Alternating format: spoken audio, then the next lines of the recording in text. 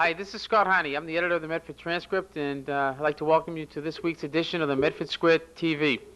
We're filming taping here, actually, in the basement of the Medford Transcript office at 57 High Street, right in the heart of Medford Square. Now, for our first feature, I wasn't here, but Joe Fortunato interviewed a very lovely young lady, Diane Levine, from the American Cancer Society, and he did a great job, and here it is. Thank you, Scott. Shame you couldn't be here for this interview. We're here with Diana Levine, who's a volunteer with the American Cancer Society. And Diana, can you tell me a little bit about your work with the American Cancer Society? Thank you, Joe.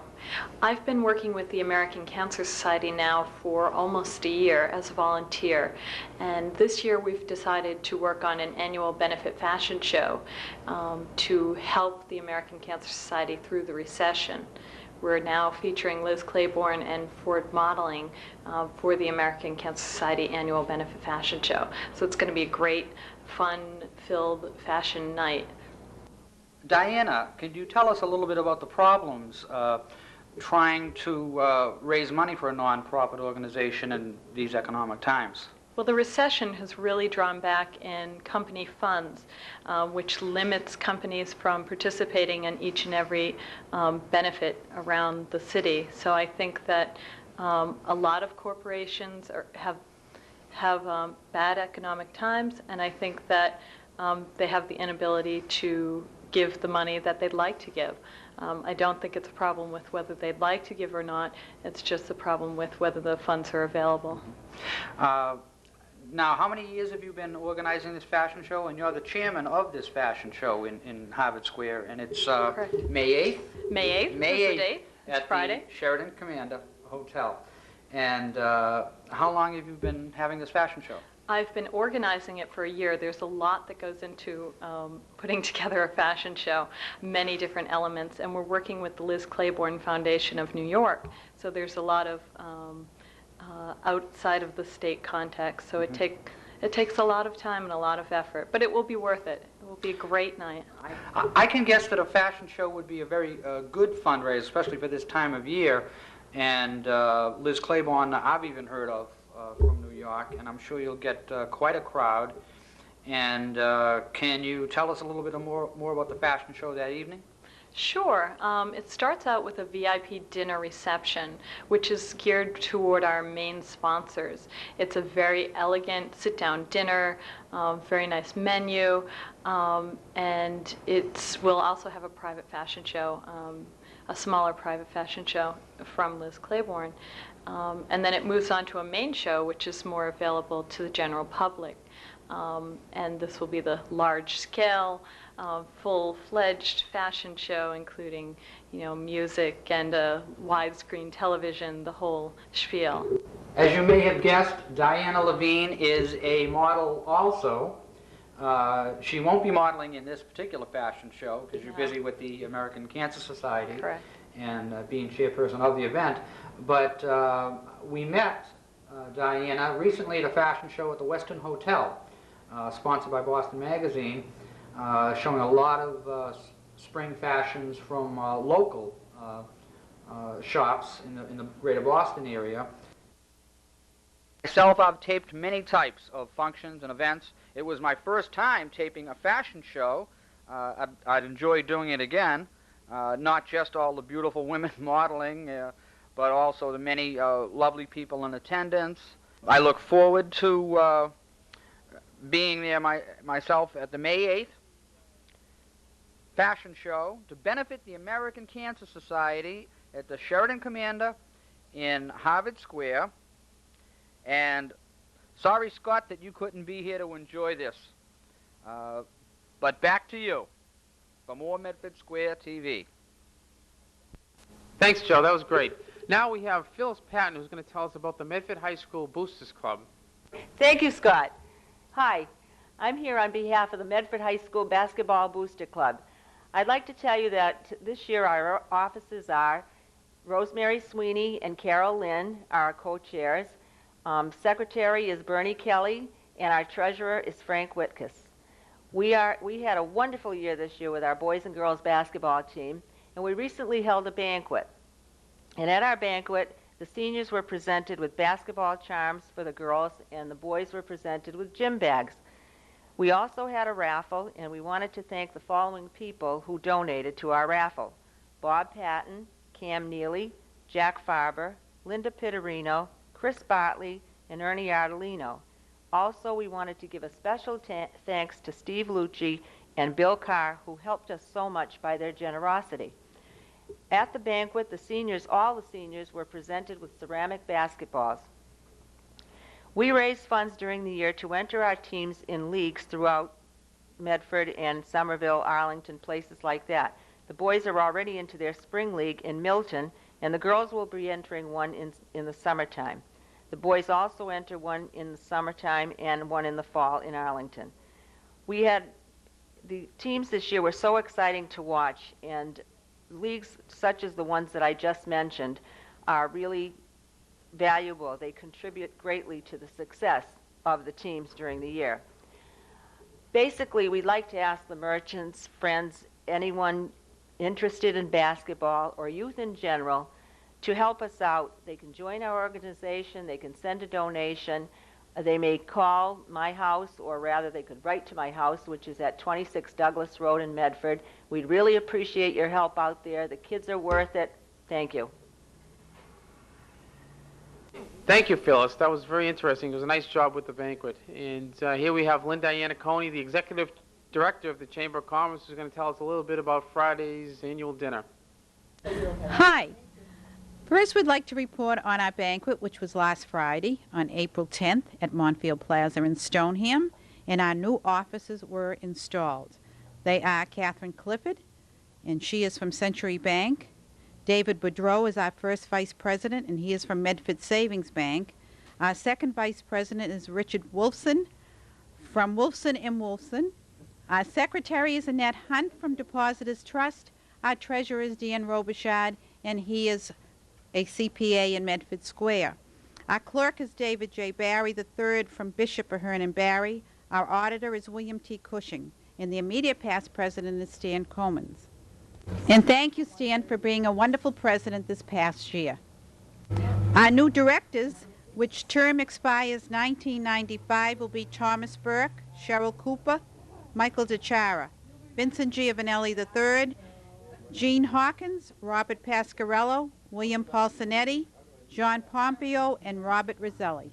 We also would like to congratulate our Citizen of the Year once again, Robert Sarabian from Medford Cooperative Bank and Craddock Apothecary. And I would like to thank him and his wife Joan for this lovely bouquet of flowers that they were very nice to send to me for the work that was done at the Chamber banquet. Once again, thank you to both of you. The centennial is this year, as everybody knows, and the big parade is on May 3rd. It's on a Sunday, and we would like to thank Richard Sparks at M&S Express on Mystic Avenue for the loan of one of his flatbeds so the Chamber could have a float.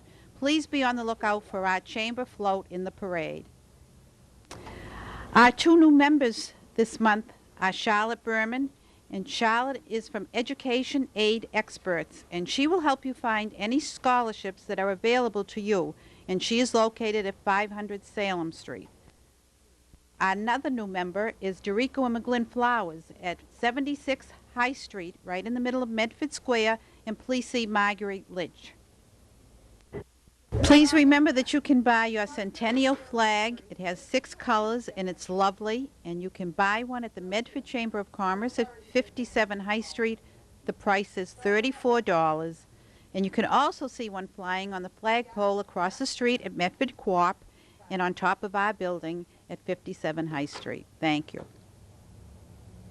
Okay, thank you, Linda. That was great. And I was at that banquet on Friday night, and it was a very nice time. Now we have Mr. Controversy, Fran Giordano on sports. Thank you, Scott. Hello, sports fans. I'm Fran Giordano for Medford Square TV Sports. Well, winter's turned to spring, and you know what? That means Little League and youth soccer will be beginning soon. And for all you little guys out there, get out your cleats, your gloves, your bats, and the balls, because it's time to get going, and we're really waiting for you. And remember one thing, winning isn't everything, and neither is losing. It's not that important. Get out there, have a good time, enjoy yourself. That's what it's all about. And parents, be supportive of your children and don't push them to the brink of frustration. Enjoy the game. It's fun. That's what it's all about. Let's move on to the pros. And in the National Hockey League, the strike is over. That's right. It didn't take them too long, but the owners and the players sat down, ironed out their differences, and they found out an agreement that was good for both sides for the future. They're not too sure what the long-term range will be, but for this season and for the playoffs, this is what they've decided. And not to be mistaken, the playoffs will be starting shortly. So the Stanley Cup and the rest of the season, it's on its way. How about basketball? Are the Celtics hot? They are scorching the league right now. Cannot believe it. Just a few weeks ago, we thought the Celtics were dead.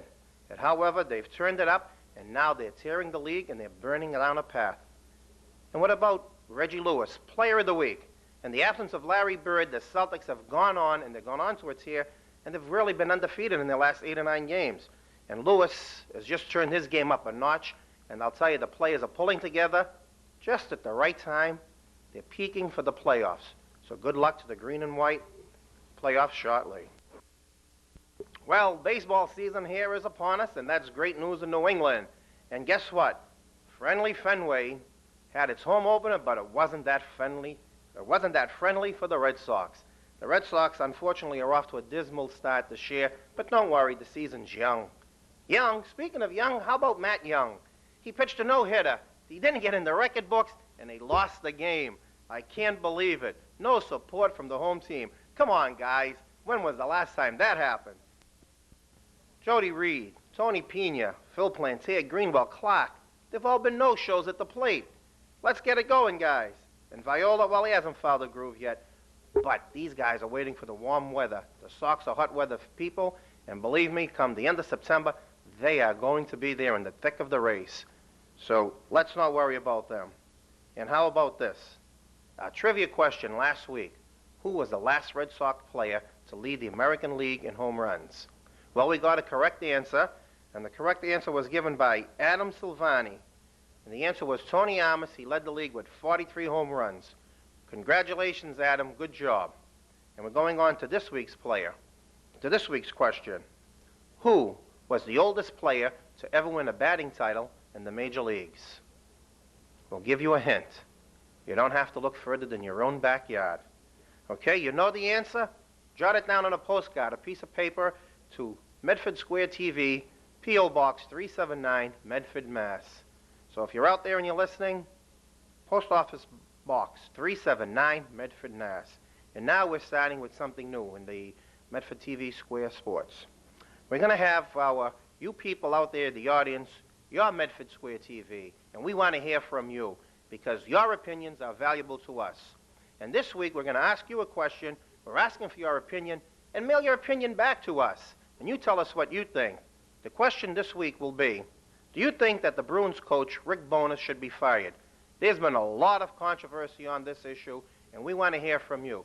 So if you're for Rick or you're against Rick, send us your opinion. If it's good and we feel it's in the best interest of the viewers, we'll publish your report and your answers in our next edition.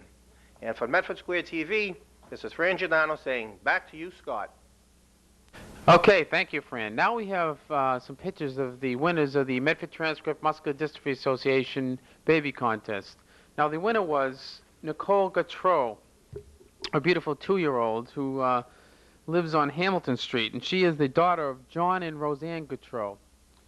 And she got many votes. She was 600 votes ahead of the second-place finisher.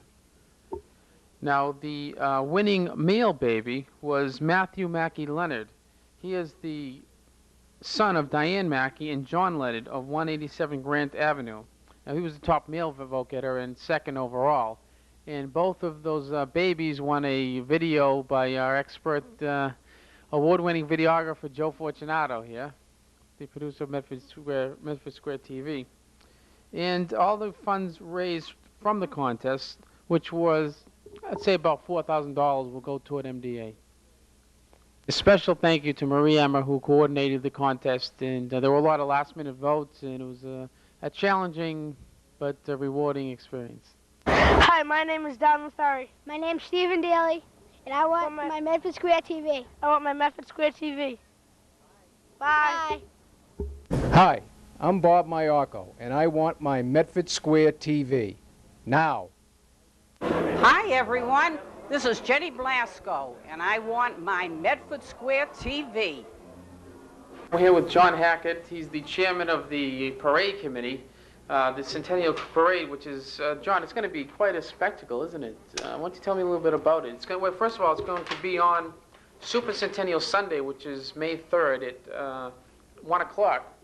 So why don't you tell me a little bit what people can expect and where's the best place in the city to see the parade?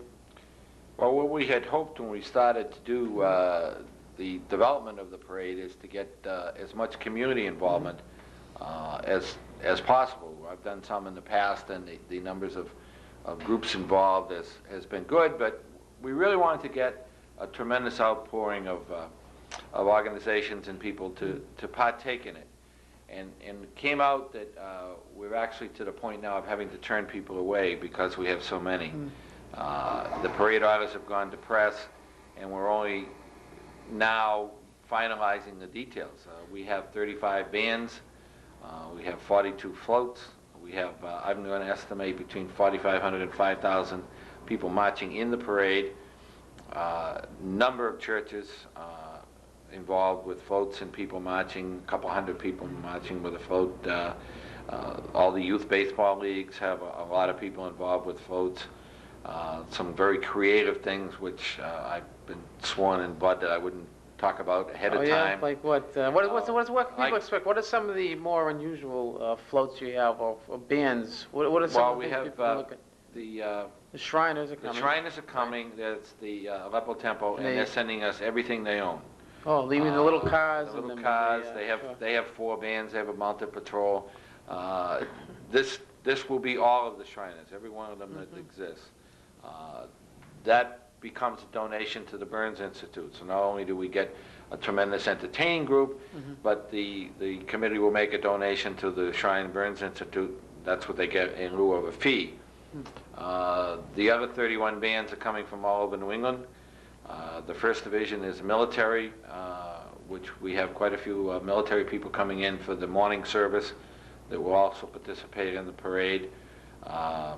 Captain Hudner is the Grand Marshal, Medal of Honor winner, and they've worked very hard to get representation from all the military units. The second division is the veterans.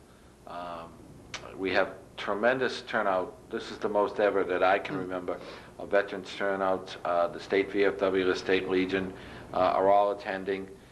Numerous VFW posts are sending their color guards. One of the hits of the parade will be the Waltham Legion Band, which is a hit. The Dot Salmon, who is the drum major of the band, is in her 70s, and a very sprightly young lady, I might add, and they put on a tremendous show, just them alone. Now, tell me, what's the best, if someone wants to see the parade, where's the best place they can see it? Well, the parade will form in most of the area around the cemetery. The cemetery area at Sunday morning, with the military service going on at the cemetery and the floats lining up to be judged, and the organization of the different units on place. No, but I'm saying the parade itself. If someone wants to take their kids to the parade and they want to see the parade come by, where would be the best? It will start down Winthrop Street from the corner of Plaisted Road, come down Winthrop Street to the Circle, proceed down High Street into Medford Square, down through Medford Square under 93, and then down Salem Street to Johnny's Food Master. And that's where it'll disband there. The cooperation that we've gotten from everybody along the way has really been great. There are a number of places along the route that will be plenty of people to watch. One of the highlights too is there are 30 people from as a lark sent a letter to Nobeoka, Japan, and they are sending 30 people over from Nobeoka at Nobeoka's so they're expense. Going to be marching? They're going to be in the parade on a trolley. On a trolley, okay. And that ought to be something, because this is something they wanted to do for their sister city.